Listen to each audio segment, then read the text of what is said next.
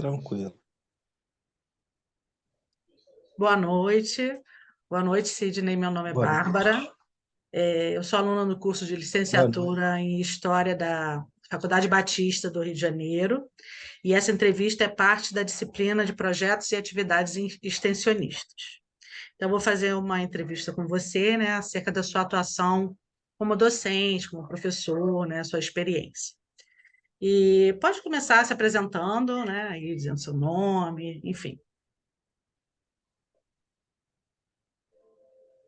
Bom, eu me chamo Sidney de Oliveira Inácio, né, nascido aqui na Baixada Fluminense, em Belford Roxo. Sou professor de História há aproximadamente 22 anos.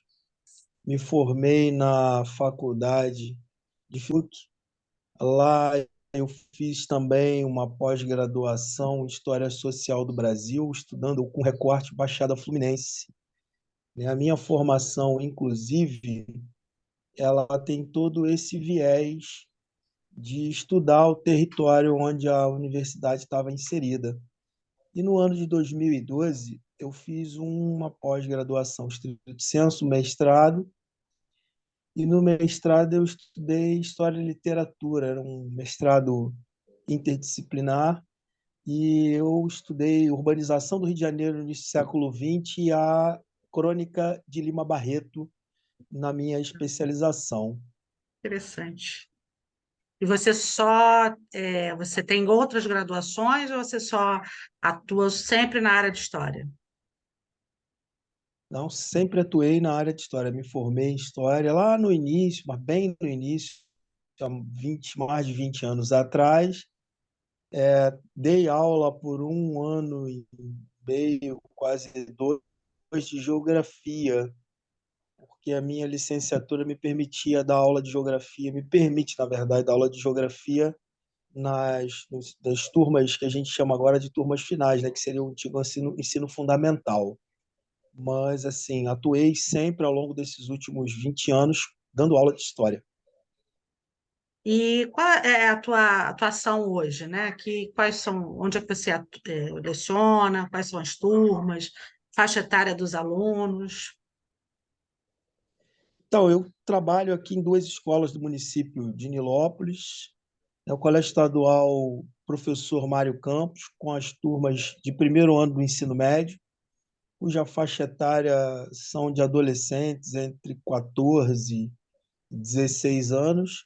Nessa mesma escola também trabalho com turmas de oitavo ano, que esses têm aí entre 12 e 13 anos. Também dou aula numa outra escola aqui, né, o Colégio Estadual João Cardoso, no ensino noturno, que é com jovens e adultos.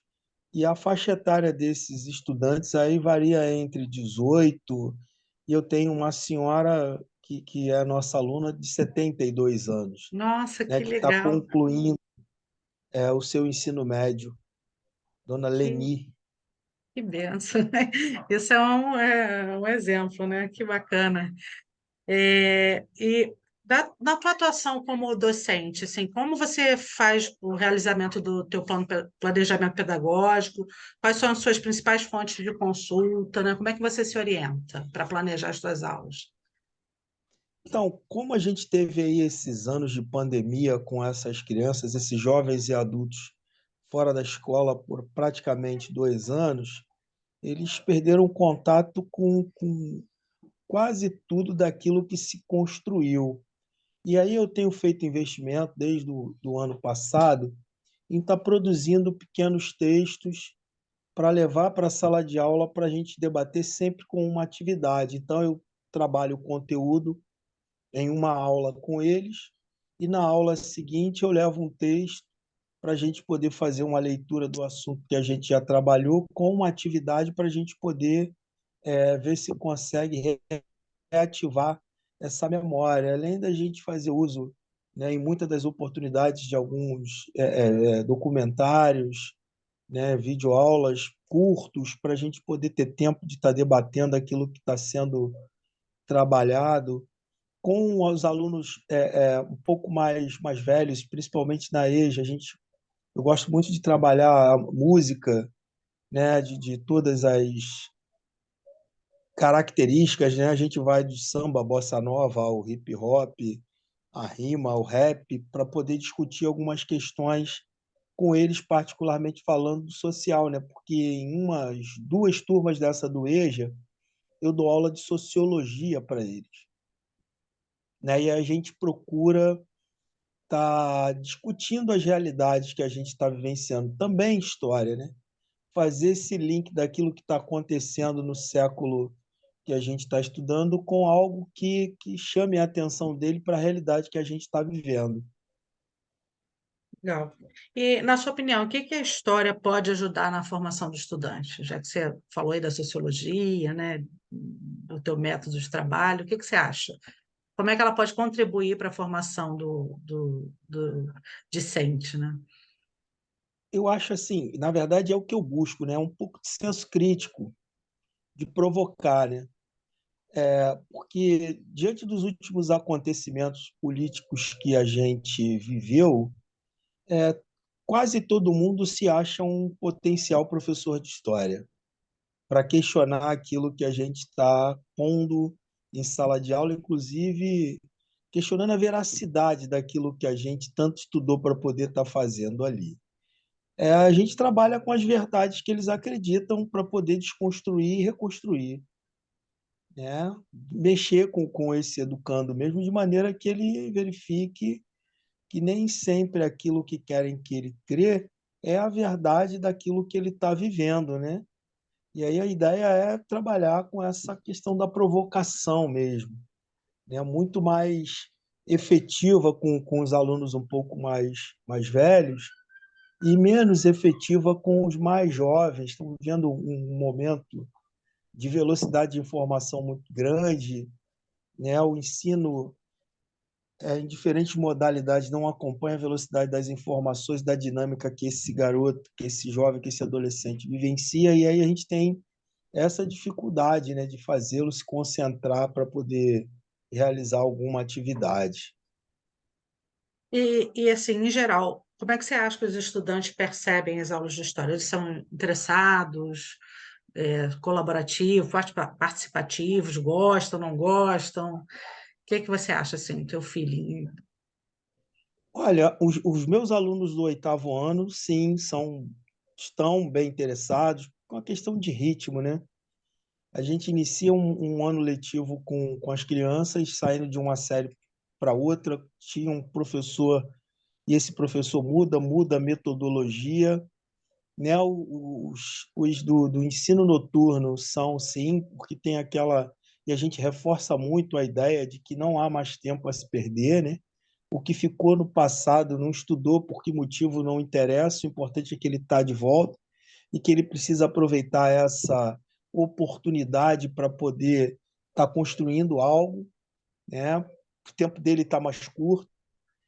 Já esse adolescente dessas turmas do ensino médio realmente é muito mais complicado mantê-lo concentrado ali, né, nas propostas que a gente apresenta dentro de sala de aula.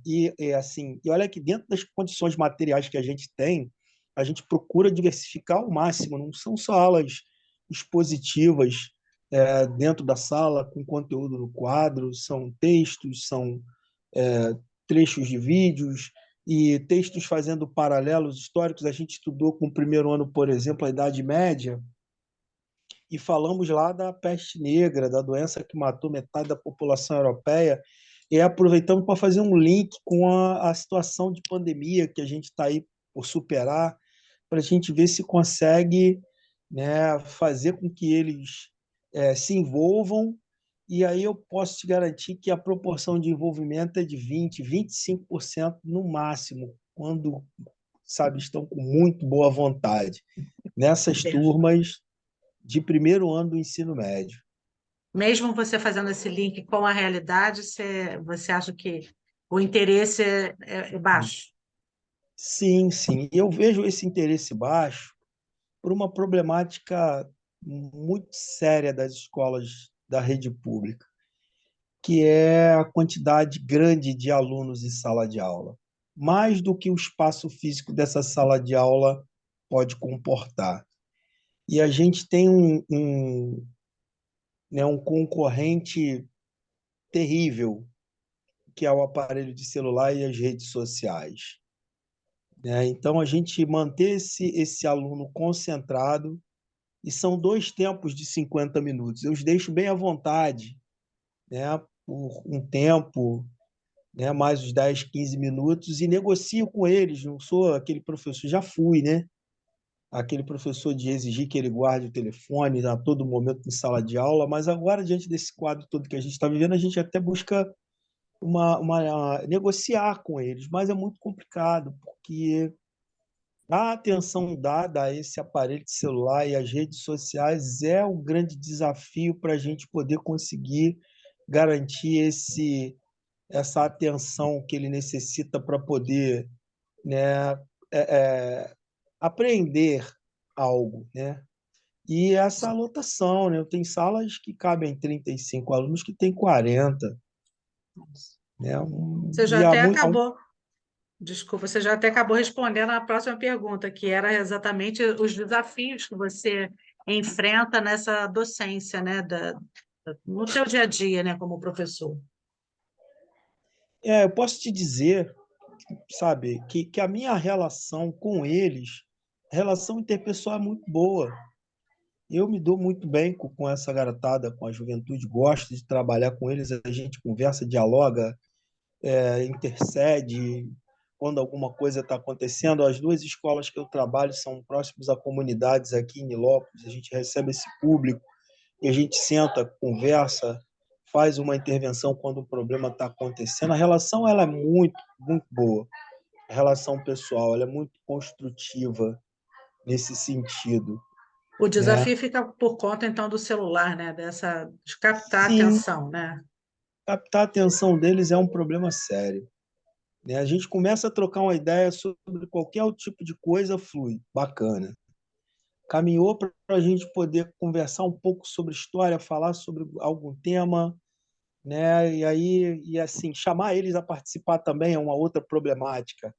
Vamos fazer um seminário, vamos apresentar aqui um trabalho sobre um tema que você gosta, vamos falar. A gente teve no mês de março os 21 dias de combate ao racismo, situações de racismo no esporte, dialogando com a situação do Vini Júnior, o racismo recreativo, que são alunos da escola pública. A gente explica preconceito, discriminação, racismo, o que, que é, fala das perspectivas da universidade, do caminho que tem que seguir. O debate é voltado para aquilo para desafios que eles vão enfrentar, né? Mas a facilidade que é vendida para eles na grande rede faz com que eles acreditem que vão ficar milionários a qualquer momento, como TikTokers. É verdade. E, assim, para a gente concluir, como é que você avalia a sua experiência profissional, né, como docente de história, esses 22 anos aí de carreira? Como é que você avalia, assim, e que conselho você teria para dar para os que estão começando agora, como eu? Olha, eu não me vejo fazendo outra coisa, Bárbara. Não me vejo. Não me vejo. Apesar de todos esses desafios que a gente tem, apesar de todas as situações que não são nada fáceis que a gente enfrenta, né? Essa escola, ela é esse local em que todas as mazelas da sociedade elas estão ali borbulhando. Nós temos ali, às vezes, 30, 40 crianças de famílias diferentes, de credos religiosos diferentes, com criações diferentes, eles têm que conviver harmonicamente nesse espaço e o nosso papel estabelecer essa harmonia para eles. E às vezes, e não em poucas às vezes, a gente colocar para ele uma regra que ele não conhece, porque na vida familiar dele ele não tem regra nenhuma, né? Mas mesmo com esses desafios todos, eu avalio de maneira sempre positiva. Eu sou um eterno otimista quanto à educação, e posso te dizer uma coisa ao longo dessas 2 décadas, que aquilo que a gente produz agora como docente, né, como a educação é a longo prazo, a gente não tem a medida agora do impacto que a gente está produzindo na vida de uma criança e de um adolescente desse. Mas, no futuro próximo, sem dúvida nenhuma, eu falo isso, né, de maneira muito tranquila, porque eu ando aqui por Nilópolis e sou reconhecido por eles o tempo todo. Vêm, me abraçam, dizem, né, como estão. A gente tem as redes sociais dele, algum outro me comunica quando foi aprovado para um concurso qualquer. Digo a eles que estou à disposição. Estive agora no Museu Nacional esse final de semana. Foram 205 anos de comemoração do Museu Nacional. Estão revitalizando aquele espaço depois daquele incêndio horroroso e do descaso dos últimos anos. E a menina que estava lá, ela tinha sido minha aluna há 16 anos atrás aqui no Colégio Equipe de Nilópolis. Carol está fazendo doutorado. E aí Puxa, eu estou lá assistindo, né, uma apresentação do Jongo, e aí ela me reconheceu, me abraçou, e são essas emoções. Esse combustível que faz a gente crer que vale a pena a gente estar fazendo o que está fazendo. E aí, assim, uma outra situaçãozinha, eu dou aula num sexto ano em Magé, 40 crianças do sexto ano. Uma criança deficiente visual, que é acompanhada por uma mediadora, tem outras 5 crianças especiais não laudadas. E eu tenho 20% dessa turma que não foi alfabetizada. Tu imagina o desafio. E aí, a última aula, estava conversando com eles sobre Egito, e aí os organizo, né, que é aquela coisa meio caótica, né, que o professor, o Karnal diz, né, que o professor que deu aula para o sexto ano tem uma vaga sem escala para o céu, né, e é desse jeito mesmo, Bárbara. E aí, assim, dei aula sobre Egito, a gente falou sobre um monte de coisa, e aí os organizei para a gente poder sair no final da aula, e aí eu recebi 10 cartinhas, 10 bilhetinhos deles. E, assim, tem uma menininha que senta na primeira cadeira, Isabela, que me desenha toda a aula. E aí me agradece.